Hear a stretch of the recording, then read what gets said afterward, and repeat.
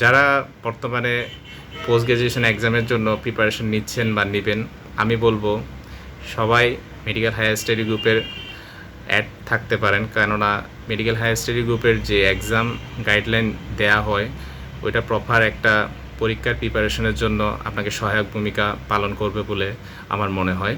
আমি যখন পরীক্ষার হলে বসে পরীক্ষার কোয়েশ্চেনগুলো দেখছিলাম তখন মনে হচ্ছিল আমি এই কোয়েশ্চেনগুলো কোথাও না কোথাও আগে পড়েছি। সবাইকে নমস্কার, আদাব। আমি ডাক্তার শুভ দে, বিজিসি টাস মেডিকেল কলেজ থেকে 2023 সনে আমি আমার MBBS ডিগ্রি কমপ্লিট করি। আমি এবার ডিপ্লোমা এন্ট্রেন্স এক্সামে কার্ডিওলজিতে চান্স পেয়েছি চট্টগ্রাম মেডিকেল কলেজে।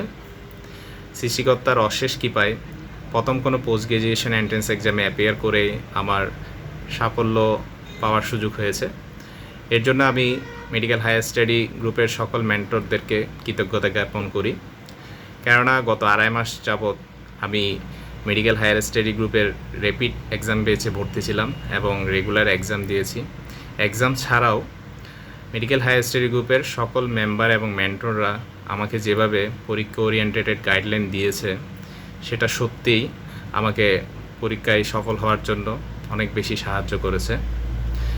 আমি যখন পরীক্ষার হলে বসে পরীক্ষার কোয়েশ্চেনগুলো দেখছিলাম তখন মনে হচ্ছিল আমি এই কোয়েশ্চেনগুলো কোথাও না কোথাও আগে পড়েছি। সবচেয়ে মজার ব্যাপার হলো যখন আমি পরীক্ষার দাগানোটা শেষ করি তখন দেখলাম আমার কাছে প্রায় 4 থেকে 4.5 মিনিটের মতো সময় এক্সট্রা রয়ে গেছে, যখন বাকিরা দাগানোতে ব্যস্ত। এই বিষয়টা নিয়ে আমি যদিও কনফিউশনে ছিলাম তখন ঠিকভাবে দাগিয়েছি কিনা, এত তাড়াতাড়ি শেষ হলো।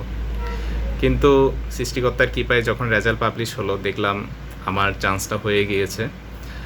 তখনই আমি মেডিকেল হায়ার স্টাডি গ্রুপের সকল মেন্টরদেরকে ধন্যবাদ জ্ঞাপন করেছিলাম। যারা বর্তমানে পোস্ট গ্র্যাজুয়েশন এক্সামের জন্য প্রিপারেশন নিচ্ছেন বা নেবেন, আমি বলবো সবাই মেডিকেল হায়ার স্টাডি গ্রুপের অ্যাড থাকতে পারেন। কেননা মেডিকেল হায়ার স্টাডি গ্রুপের যে এক্সাম গাইডলাইন দেয়া হয় ওইটা প্রপার একটা পরীক্ষার প্রিপারেশনের জন্য আপনাকে সহায়ক ভূমিকা পালন করবে বলে আমার মনে হয়। সবাই আমার জন্য দোয়া করবেন এবং সবার জন্য শুভকামনা। ধন্যবাদ।